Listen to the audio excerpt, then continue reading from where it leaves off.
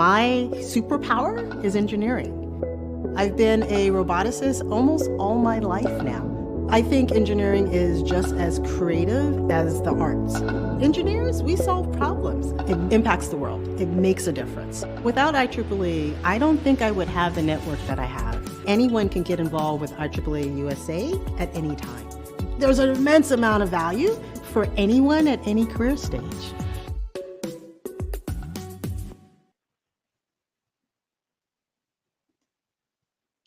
Good afternoon, everyone, and thanks for tuning in to today's IEEE USA livestream webinar. So how are things going? Making the most of your one-on-ones. IEEE USA's goal is to create programming that is valuable, relevant, and of interest to you. As such, we will be sending a short survey to all registrants after this event and would love your feedback. We value your opinions and would appreciate it if you could take a few minutes and share your thoughts. I'll now pass it off to our presenter for today's webinar, Paul Kostek, who's a systems engineer, IEEE member, past IEEE USA president, and author of the IEEE USA ebook, Making the Most of One-on-Ones with Your Manager. Welcome, Paul. Thanks, Jonathan, and thanks to everyone for turning out for this webinar today. When I was first asked to put this ebook together several years ago, my first thought was, wow, there's a dry topic. But then as I got into it and my own personal experience working as a contractor and consultant, I realized it's a very important activity that's taking place in a lot of organizations. And whether you're an engineer or a manager or just becoming a manager, these can be important ways to both develop your team members, learn about your team members and their skills, and be an easier way to have a discussion with people. And obviously, we'll address this today. With the times of COVID, we've had a dramatic change in how we interact. If you could go to the next slide. So Jonathan kind of mentioned my background a bit from the IEEE perspective. I was president of IEEE USA. I also was president of the Aerospace and Electronic Systems Society and a member of the board of directors. My work is in consulting, and I work in the aerospace, commercial space, and medical device industries doing system engineering. And besides the book on one-on-ones, I also have another one on personal positioning for engineers that you can also find on the IEEE USA website. Next slide.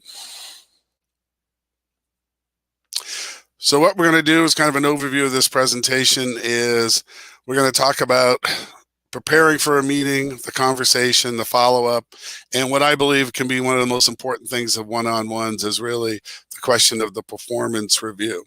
The next slide, please. I call this "So how are things going?" because that typically is the conversation that most people have when they get together with their boss. So you would hope as a manager, you'd be asking people how things are going as a means to understand if there are problems, if there are challenges. And that's really been the driving direction behind why one-on-ones became bigger than just an annual appraisal that took place once a year, or even team staff meetings that don't necessarily allow everybody to speak up, and depending on what the issue is. And it also allows people to identify issues much easier. These meetings are typically, a one-on-one, the manager and the employee. It can be weekly, bi-weekly, monthly. It really depends on the organization, especially nowadays when we're in COVID, where people are remote and located all over the place. I think the most important items I always look at for one-on-ones is it's immediate feedback for both the engineer with their assignment to talk about whether this assignment is a good fit for them. Also for the manager, that if there is any issues that they need to raise, or the employee wants to raise on things that they're concerned about, fellow employees, or maybe they need help with other management or other teams, this is the perfect venue to do that. And I think in a time, especially now, where employee retention is becoming critical to organizations, as we have all of the dynamic changes taking place with organizations going back to the office, others remaining remote, the ability for people to move and take a new position really means that communications between a manager and their employees are really critical in a two-way path. The next slide, please. So I'm a real believer that you don't need a formal agenda, but you really should have a plan of these are the items we want to talk about. And it's worthwhile finding out from your manager what kind of items they'd like to address. And if they don't really have an agenda, you may want to come in every session with some items that you particularly want to address. And if you're a new manager or a manager, you may want to think about what kind of things do I want to talk about with my people. My experience has been interesting since I work with lots of different companies, and some of them do one-on-ones with their consultants, contractor labor. And it's interesting because some managers will say, I want to know the technical things going on, but if you have nothing technical to talk about, I'd love to talk to you about other things, whether it's sports or the arts or whatever it might be, because they want to get to know people. And I think that's one of the virtues of a one-on-one. It really lets people relax and talk about what is going on. And like I said, I think to me, these are one of the great saving graces for people, that you can document a problem early on. You can identify technical issues that you may need help with. And, you know, it's the great conversation that people don't always want to take, which is you've been given an assignment, it really isn't a fit for your skills or your interests. And it's a chance to talk to the manager about what to do or why that particular position needs to be filled by you. So you should be looking to your manager both to lead it. So if you're a new manager or you're a manager, you should be looking at your employees and saying, what am I doing with this one-on-one? There should be an opportunity, to see how they're doing. If you've gotten feedback from somebody, positive or negative, this is a great time to share it with people just so that they know what's going on. And so it's very important to be thinking a bit ahead of time before going into these meetings about what it's going to be about.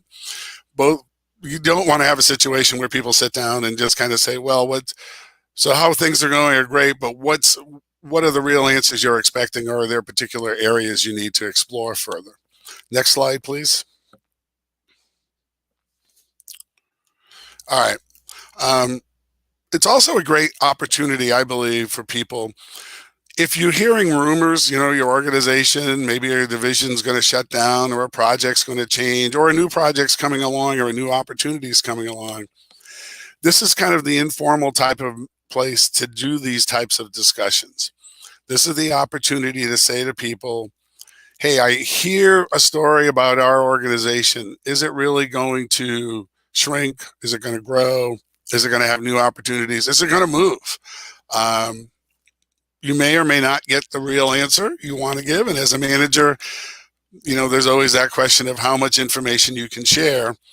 But this is a great place for people to raise their concerns about, or at least ask a question of just, is there a new reorganization taking place, and what is that going to mean for me as an individual?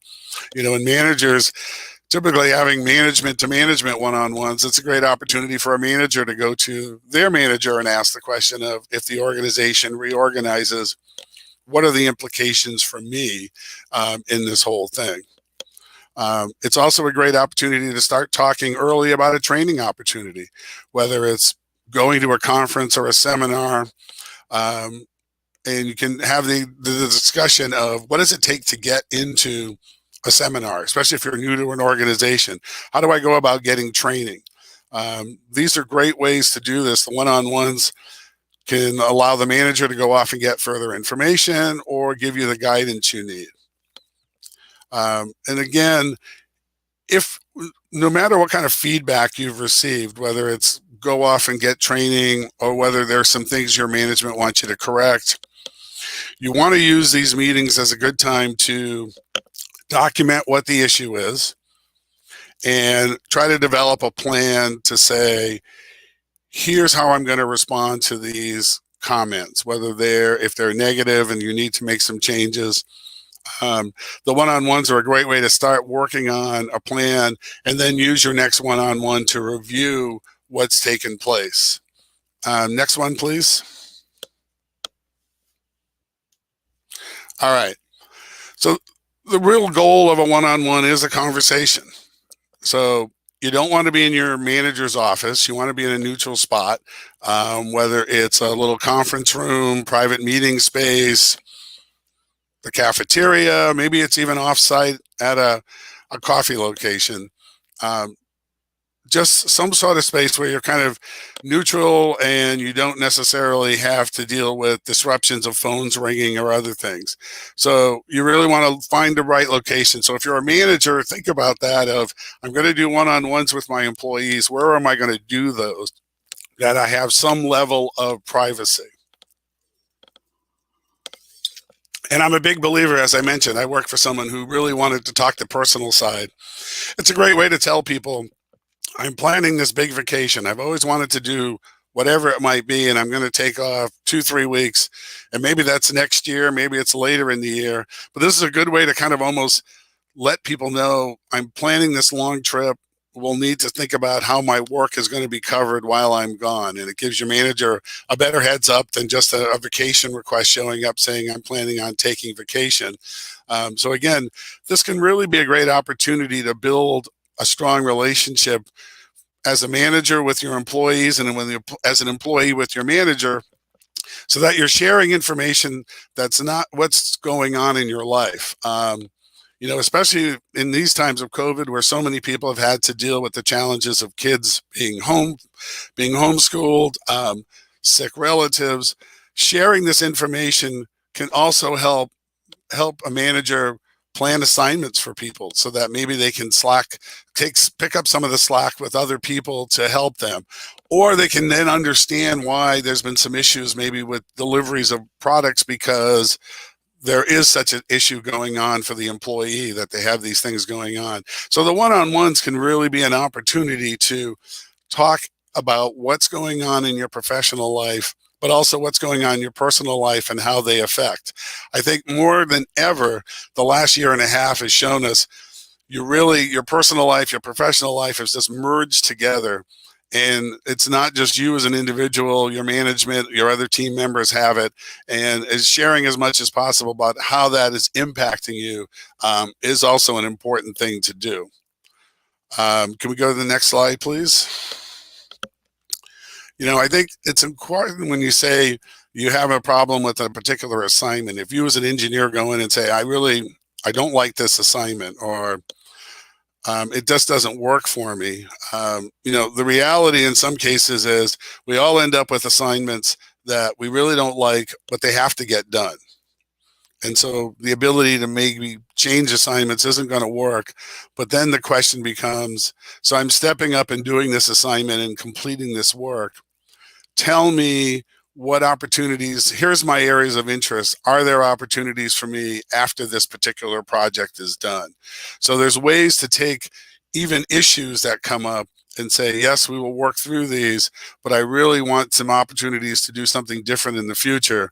I think this is an easier way in a one-on-one than your annual performance review to start raising these issues. This is also a good conversation point if you're an engineer and say to your manager, I'd like to be a manager one day. What steps should I be taking? It puts the issue in front of the manager that you're interested in a leadership role. But what it also importantly does is it isn't thrown into the mix of the performance appraisal review that goes on. It's now part of a conversation that you can talk about every week or every time you get together to say, I've taken certain steps, whether it's to step up more to lead on projects, or maybe there are things you're doing outside of work that you can use as an example. I always use the Ieee as a great model. There's lots of people who have had very important leadership roles in the organization, and they can leverage that to show that if I can get these things done with volunteers, I believe I can do the same things using the skills I've gained to help people improve the business, their professional careers. So again, it's really the one-on-ones are a great opportunity to bring up the types of things you're looking to do in the future. Can we go to the next one?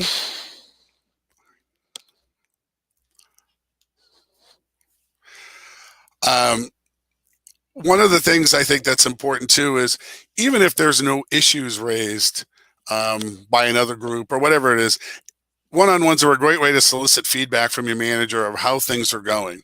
If they think things are going well, ask them what particular things you're doing well and if there's anything you need to improve on. And on the other side of it, you have the opportunity to say, if there are issues, what steps should I be taking to address those? And you may need to have further meetings beyond the one-on-ones to look at some of these issues. But it's important to use these as an opportunity to say whether it's deliveries aren't taking place on schedule, prove that you can get your deliveries done on time to meet other groups' needs. It may be that a design isn't going the right way or the testing isn't going the right way.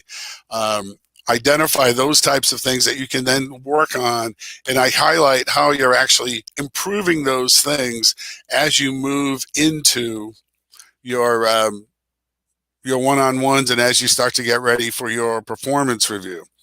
And if things are going well, I think that's also a good time to talk to your manager about, what other opportunities are out there for me as things going along? Kind of what is the plan so that you can start looking out beyond where you are in this particular assignment? Can we go to the next one, please? And again, the feedback issue, this is whether it's a performance review or a one-on-one, getting negative feedback isn't something people really like, but it's much better on these one-on-ones to get this information now, August of this year, versus finding out your performance review isn't till January of 2022. And that's when your manager looks at you and goes, well, I had all these complaints or these issues came up and you never really heard of them. You can't really respond. Using the one-on-ones is a great way, especially for a manager. If you have an employee that you see some issues with and you really want them to step up and address them, you can use the one-on-ones as a way to say to them, we need to address these issues. I need you to put a plan together, or we'll work on a plan together. And this ensures that when they get to their performance review, things are being addressed or have been worked, or maybe they haven't been worked. Maybe they haven't been addressed sufficiently, but at least you've done it early enough that people can now say, hey, we had this conversation early. So it's really important for the individual receiving negative feedback to take the time to say and kind of repeat back, this is what people are saying, and either express your opinions on why that's true or not true. And it may be that there are causes, and I've kind of already addressed some of the root causes of, hey, I've got 3 kids at home, a sick father-in-law in the hospital. There's lots of things going on that's preventing this. Better to put that information out to people earlier than later. Can we go to the next one, please? All right, we've kind of talked a little bit about COVID, but I think obviously it has changed the dynamics of how we all work over the last year and a half. There are cases, I'm out in Seattle, we have cases here where there are people working for large companies that were interviewed via Zoom, hired via Zoom, have started their jobs and have never met their boss face-to-face, and they've never met any of their fellow employees except on Zoom calls. In some cases, some people have relocated, and in other cases, people are still sitting in their home states, wherever they were originally located, went to school. So it's a real challenging time for both the manager and the employee to build a rapport, build a relationship. Obviously, the one-on-ones help, but obviously doing it remotely is not the easiest way for people to make the connection, get a better sense of a person. I always encourage people, if at all possible, if you're working remote locally, try at some point, things opened up a little bit, maybe meet your boss somewhere for a lunch or something to at least get that face-to-face contact going. It'll be a while before the whole group may be together. It really depends, but at least it's better. And then obviously the big one is if you're just geographically remote and you can't get physically there, make sure at least that the camera's on so that people can at least see each other. A little bit harder to read faces on Zoom or WebEx, whatever you're using, but it's still much better to at least see the face of the person you're talking to and see what their response is to what you're talking about. So if you're a manager delivering some news to an employee that they haven't performed well, you'll at least get a sense from the employee's face whether they're shocked to hear that or whether maybe they knew that was coming along. So COVID has obviously made this a very difficult time. I think a lot of organizations thought they would be reopening. Some are kind of forcing it. I think we're going to have to wait and see whether more people get vaccinated and this variant is able to be put aside. I know here in Seattle, several companies have already pushed back their planned opening. And as a consequence, it'll be, for some people, a year and a half working for a company, almost 2 years before they actually meet the people they work with. So it's a very odd time when it comes to how we communicate. So I believe strongly the one-on-ones are a really great way, if nothing else, for people to constantly be in contact and talking. And, you know, I've seen some people go to the frequency of almost every day, just 5-minute conversations with people just to get a sense of what their plan is for the day, what their needs are. Because it's much more challenging, obviously, when you can't walk down the hall to find out from somebody, how do I, from IT or any other group, of what do I do if my laptop's got a problem or I need to add something. So if you're a manager, you may want to think about employees you've never met. You may want to have more frequent one-on-ones with them, short ones, instead of a half hour, just 5-10 minutes a day. Just to make sure that they're not struggling and waiting for a weekly or bi-weekly meeting to go back to you. Can we go to the next one? All right, so I think critical things with one-on-ones, even though they're informal and relaxed, you should still have follow-up items out of those meetings. So if you leave with action items, whether it's to address some performance issues, whether it's to address some technical issues, whether it's just to plan some training opportunity, to make sure you have points, you have your notes from that, so that you have these points you can identify, so that when you get back together, you can say, here's the things I've done as a follow-up from these activities. And I'm a big believer, and I've mentioned performance appraisals. You know, I think the once a year get together, even twice a year get togethers aren't the greatest for people. That these one-on-ones can be really helpful way for the employee to raise issues, for the manager to raise issues, and to address concerns earlier rather than later. The next slide, please. So I'm a big believer that the one-on-one sessions should be driving what you put in your performance appraisal, both as a manager writing about the individual, but also as the individual putting your performance appraisal together. Take the information that you learned, take the information you shared in your one-on-ones, and use that as a means to build your performance appraisal that says, this is what I did this year. If in the unfortunate aspect you have to address a performance issue, I think it's much more important to be able to say in the performance appraisal, I was addressed about this particular issue, and here's the steps I took to correct what people perceived were an issue, and here's what the results were. Including something like that in your performance appraisal almost underscores and almost overcomes any negative you might have had there, because now you've said, hey, I understood it, we agreed to it, we built up the plan, and I've responded to it, and we've corrected the issue. I think that's a much more satisfying way for people to go in terms of getting into a performance appraisal. And I think for a manager, these one-on-ones help you look at the person as you get to your performance appraisals, as you get to the questions of who gets a raise and who doesn't, or a bonus. You've now learned what people are doing, how they respond, and you have a better sense of what people can do, maybe what they can't do, and you can use that to move forward.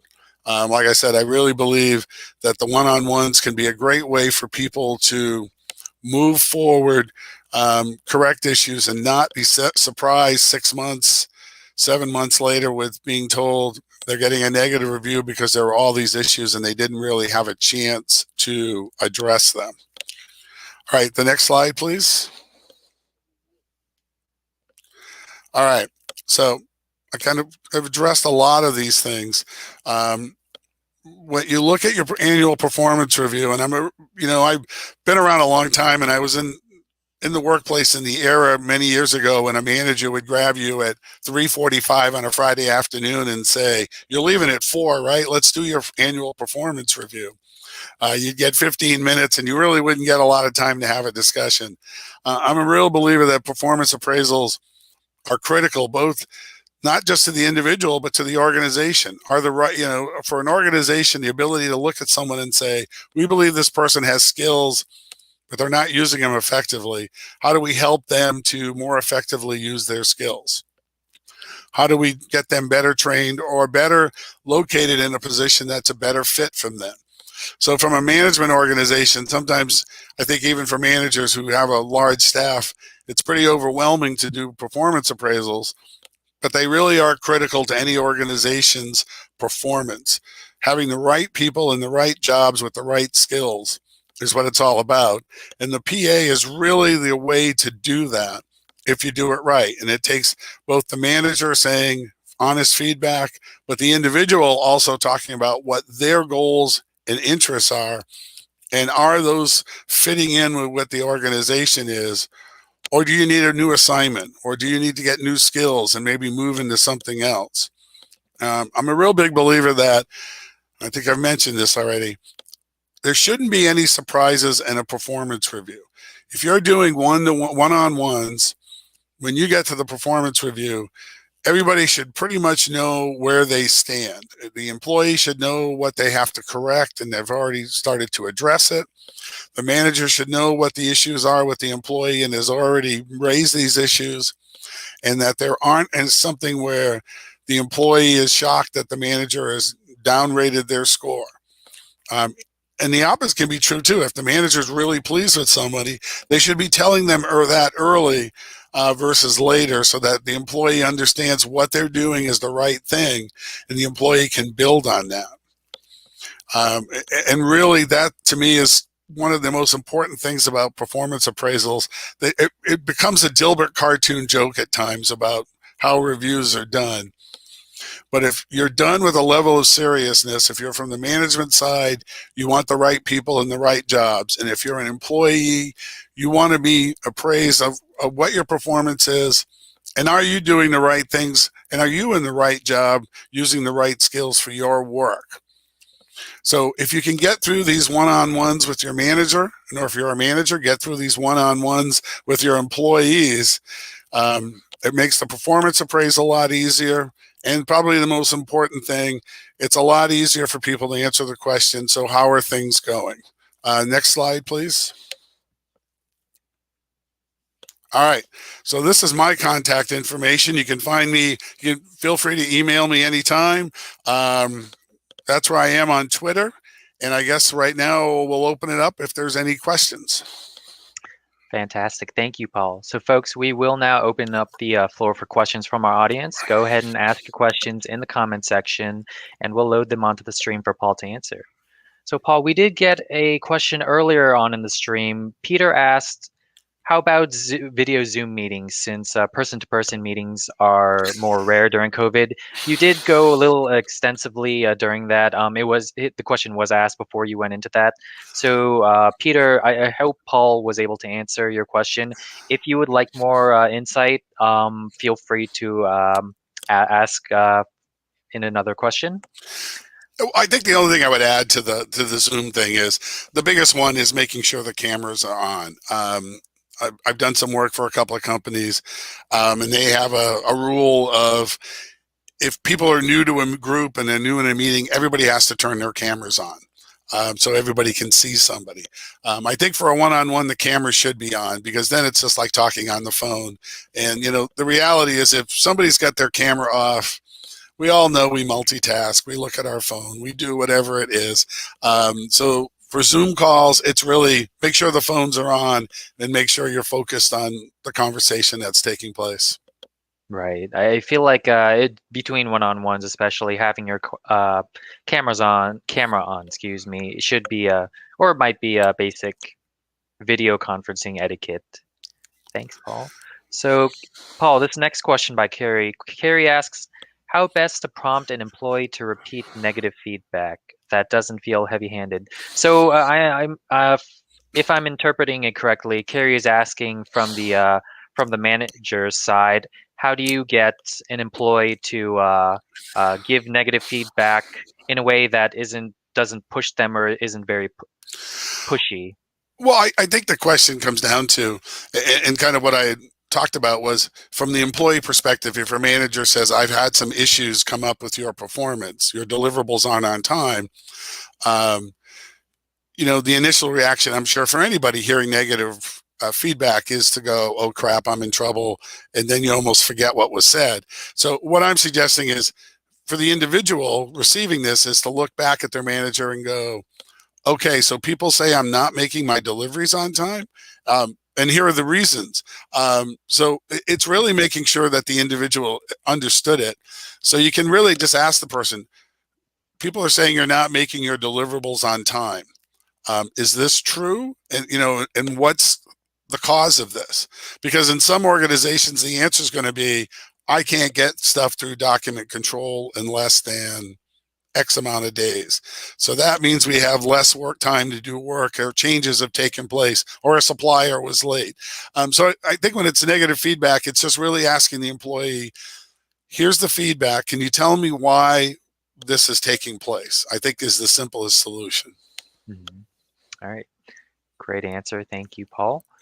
So this next question, Jennifer asks, how do you approach direct reports who bristle when you give them negative feedback? So how do you approach people who are a bit more defensive? So I guess, do you have any insight from both sides of the aisle for managers and employees? I'm going to say there's always going to be some guys who just go, oh, that's, BS, and that person doesn't like me, or that group doesn't like our group.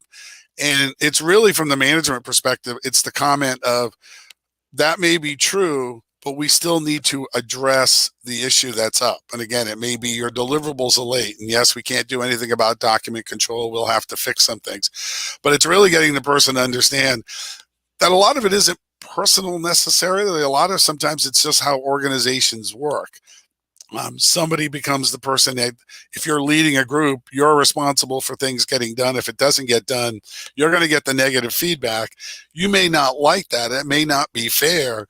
But I guess in the sense of being a professional and being in business, if you look at it that way, what you're really talking about then is understanding somebody's upset, and maybe even just acknowledging that the person's somebody who gets upset, and just saying, I know you're not going to like hearing this, but, and then you give them the information, and then you let them gripe and complain.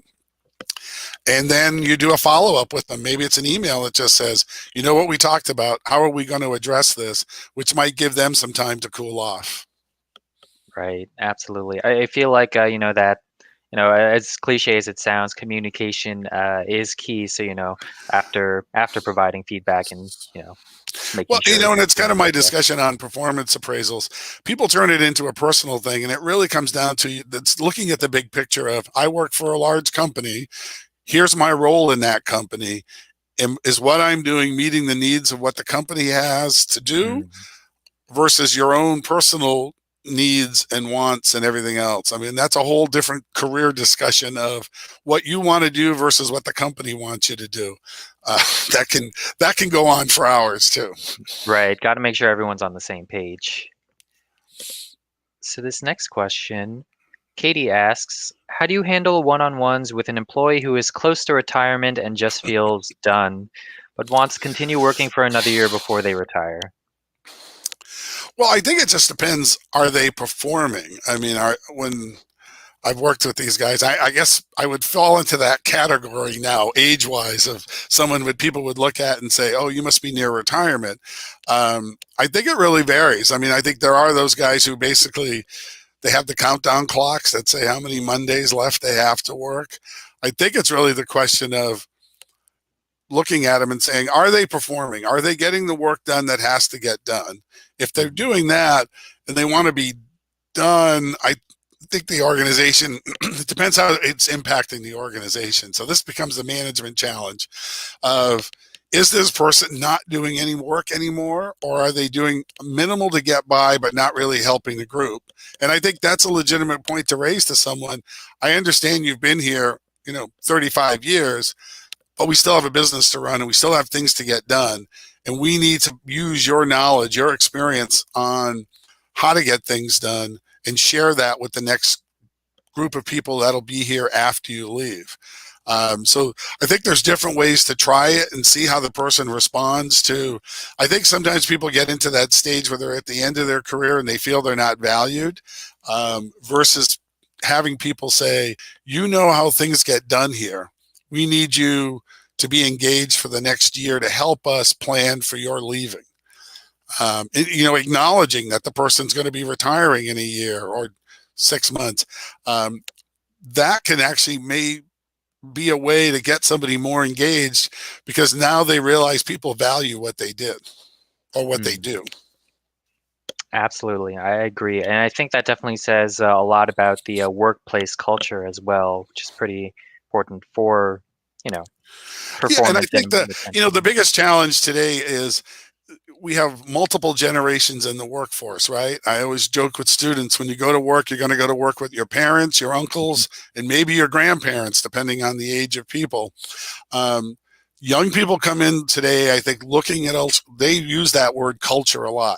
I've had lots of students approach me with, how do I learn about a company's culture? If you've been around for a while, you really don't care. I mean, I think people have a different mindset just because of the way they came into organizations. And so understanding that dynamic is also important for management and employees to understand how people are looking at what they're doing every day. Right. Awesome. Thank you. So this next question, audience member asks, my HR department says the one-on-ones are to be employee-led with no management agenda. That makes it quite difficult to address performance issues. Any comments on that? Well, that's an interesting way of doing it. Well, I guess if it's management-led, I guess what it comes down to is almost, this has to be a side meeting that says, we need to have a separate meeting that's not the formal one-on-one to talk about your performance. If HR is saying it's employee-led, but you could also have the employee lead in with the question of how am I doing, or ask that type of question, which would then allow you to address performance issues at that point. But it sounds like in this situation, this is one where you have to set up a separate meeting and have the discussion with the employee. It's definitely an interesting thing to be hearing about. I'm wondering what the intent behind it is. Maybe trying to give the employee a bit more autonomy, or trying to I would assume that the concern maybe has been, it's an organization where the managers came in and said, all right, here's our one-on-one, here's my issues, and here's what I want to talk about, not necessarily turn to the employee and say, what do you want to talk about? So this may be the overreaction in that regard, that somebody said, fine, the employee has to create the agenda for the meeting, which then puts performance issues and other issues, even issues of dealing with, rumors and transfers and other things you can't really talk about either necessarily, if it's not something the managers can necessarily bring up on their own. Yeah, no, it's definitely interesting. So I think that's it so far for questions. So we'll give it another minute or two for any additional questions.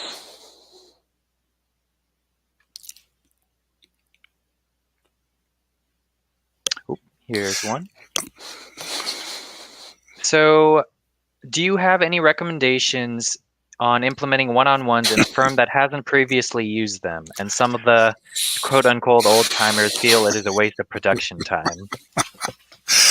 Yeah, I've been in organizations that have kind of, where a new manager comes in, or promoted, or comes from an external situation and says, I like one-on-ones, and everybody rolls their eyes. I really think it comes down to, for each manager to look at people and say, this is important, and it ties into, it's the opportunity to talk about what you're doing, what the problems are, but also it's the opportunity to build up to what the performance appraisal will be. People will always look at these things and say, that's why I talk about agendas, because you really kind of have a list of what you want to talk about with the person, so that they're not sitting there saying, well, that was a waste of 15 or 20 minutes. And I think it's the willingness to say it's scheduled for half an hour, but if it runs 15 minutes, that's fine. If the person just says everything's going great, I know exactly what I have to do, I have no issues, it's a time to fill the employee in and then just move on and not hold them for a half an hour, just hold them for 10, 15 minutes. I think really for employees, it's really getting a sense of, will it mean anything if they say something? If they say they have an issue with another group, will it really be addressed? Will the manager go off and talk to the right people?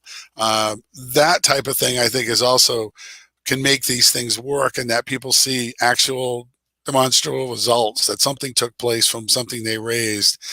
And I think the other thing I always find too is a lot of people complain about one-on-ones. They don't like them. But when they have a team meeting, there's a lot of people who never speak who like the one-on-ones, because that's that chance to ask either what they perceive as a dumb question, or they have an issue they want to talk about that they don't want to raise in front of the whole group. Yeah, no, definitely. And I feel like this question, this kind of situation ties in a lot with the the age, the generation gap, the generation difference in the workplace that you mentioned earlier. Definitely, the thing regarding workplace culture seems to be more of a younger generation thing. So I feel like a lot of people join or get a job, join a company for different reasons. So. Oh, absolutely. And I think there's a perception for a long time that millennials, they like constant feedback. They need, praise, and they need to. But the reality is, whether you're 24 or 64 like I am, feedback is an important part of what you're doing, because if you're not doing the right thing, you're kind of wasting your time and you're wasting the employer's time to achieve their goals. So feedback is very important in terms of what expectations are. And sometimes employees aren't performing right, and it's not because the employee is wrong, but it's maybe management hasn't given clear enough directions on what it was they're looking for. As somebody who goes into companies as an outsider a lot, I'm amazed how many organizations will bring people in and say, we need to do this. And it's like, do you really believe that's the thing you need to do? And so these things can be very valuable for any generation, just making sure people are doing the right things for the right reasons. Absolutely. Thank you. So Mike asks, I heard a lot of young employees stating that they are not getting recognized. Do managers care? Well, they should care. I mean, the reality is, and again, the question of recognition is a real tricky one, right? We're not talking about, in the real world that I guess I live in, we're not talking about giving people awards or whatever. It's really the acknowledgement of the work they've done, that the work they're doing has value, leads to the success of the organization. And one-on-ones, are a way for a manager to do that. Managers have to care because, let's be honest, we see people quitting jobs all the time. We're in a marketplace now, especially with remote work, where people have now decided, I'm not going to live in an expensive city like Seattle. I'm going to go to Boise, Idaho, or Montana, and I'm going to work from there. And guess what? I don't have to work for these guys anymore. I can go work for a different company because they're going to let me work remote. So managers really have to care how employees feel, because their ability to retain people is critical. And in the era of social media, you don't want a bad buzz on social media that from students who, from engineers who've left to either fellow students who are now in other places, or even students at a college that they left, saying, don't waste your time with these guys. These guys are not going to important. So for a manager to say, I don't care, is only damaging themselves, because they have the potential of losing people. And let's be honest, the whole challenge of hiring people, training people, and getting productivity out of people takes a while. And if you have people kind of churning through your organization, that is not going to help you stay competitive. Great insight. Thank you. So this next one is a situational question. So I have an employee, Steve says, I have an employee that wants a specific list of requirements or a checklist for being promoted to the next level. Many factors play into getting upper management approval for a promotional increase, but his company won't recognize such a thing. Any suggestions on giving the employee goals during the one-on-one that won't necessarily result in a promotion? Well, I think I think this person needs a reality check of how people get promoted. And that's why I like the one-on-ones for people to have the discussion of, I'd like to be a manager one day. How does it happen in this organization? So that they can get an understanding of what the ground rules are of, this is how it takes place in this organization, whatever it is. I see Steve's a PE. It may be in an organization that says, if you're not a PE, you're not moving up any higher. I've seen organizations where it's like, you don't have an MBA, you're not moving up any higher. It's understanding the ground rules of, this is what it really takes to move. And then look at people and say, I believe if you take these steps, people will be aware of you because your performance will be recognized by people because you're contributing to the success of the organization.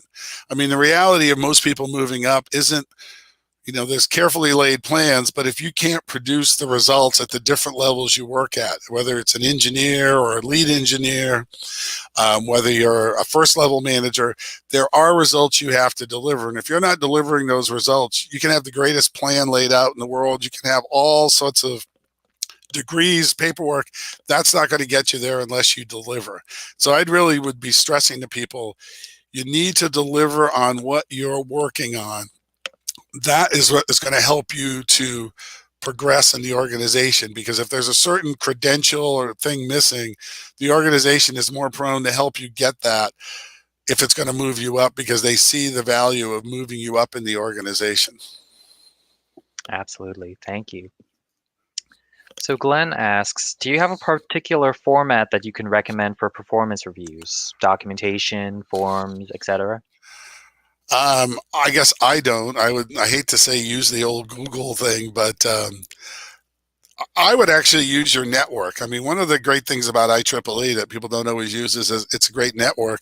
And maybe use some folks in your section, or if you're a member of a particular chapter or society, go out to people and say, what kind of forms do you use for performance reviews? And see if people will share those with you. I think, obviously it's this, the forms pretty much, the data is, did you do the job you were supposed to? Did you meet the goals?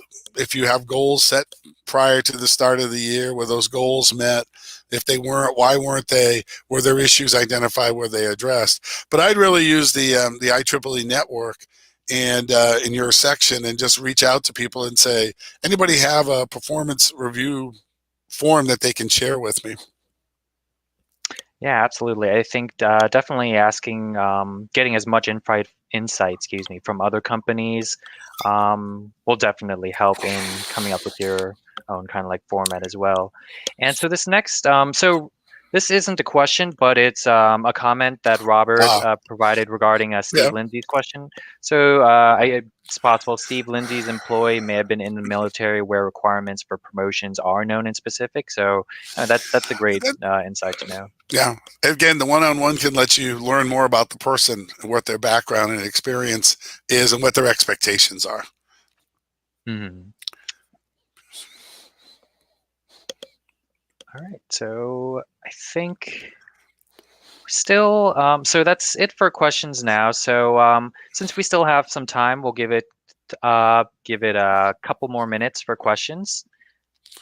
So, again, folks, but in the meantime, while we're waiting for questions, so as mentioned earlier, Paul Kostek does have an ebook of which today's webinar was based off of, making the most of your one-on-ones with your manager in the IEEE USA shop. The link to it has been provided below, but, just in case you need it, it's bit.ly/IEEE. Excuse me, waiting for it to roll. IEEE USA-ebook-1-on-1. So, or you could just go to our IEEE USA shop, IEEEUSA.org/shop, and you can search up Paul Kostek's name, either, and you'll also be able to see his other ebook, all of his ebooks in our shop. So, yeah.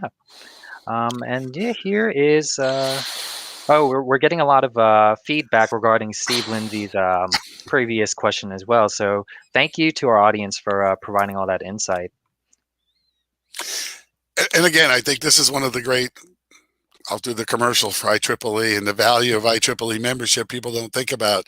It isn't just the technical skills and knowledge. It's also these types of skills of how do I manage employees? How do I as an employee progress in an organization, whatever it be. There are people who are involved doing lots of different things in IEEE. And it's always worthwhile to do those searches, whether it's on the IEEE website or even just check out your particular section. You can probably find people who are managers who are longtime IEEE members. Just especially now, it's real easy. Get some Zoom time with them and talk to them about how do I manage an employee or how do I do a performance review. There's lots of things out there that can really be a great resource that aren't the technical side of the house. Yeah, absolutely. I definitely agree on that.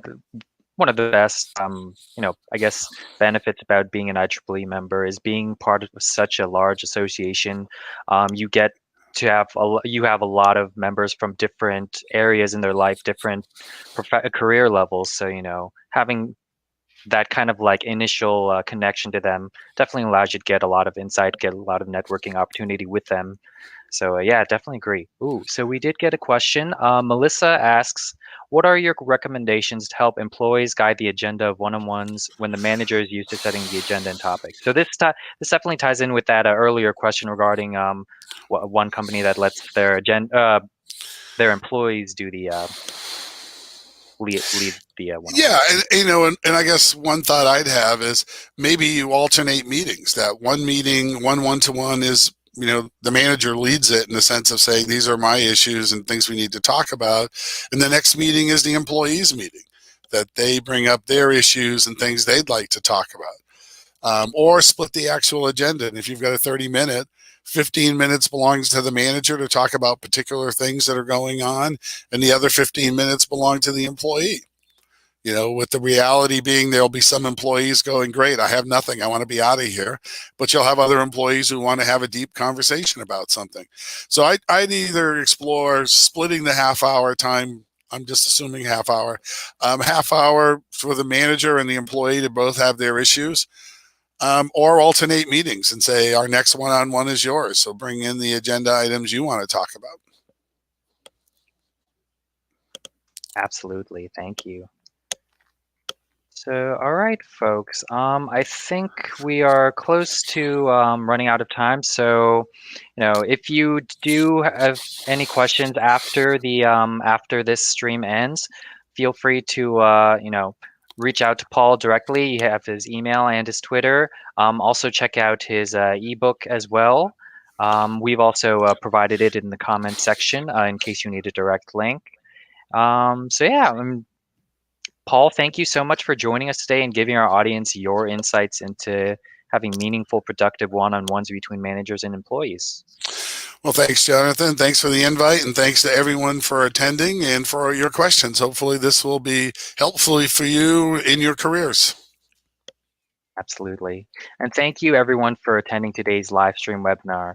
As mentioned at the beginning of the webinar, we will be sending a short survey to all registrants after this event, and we would love your feedback. So, and check back daily on our social media for updates, and for future live stream updates. Follow IEEE USA to stay up to date, and we hope you have a great rest of your day. All right, thanks again.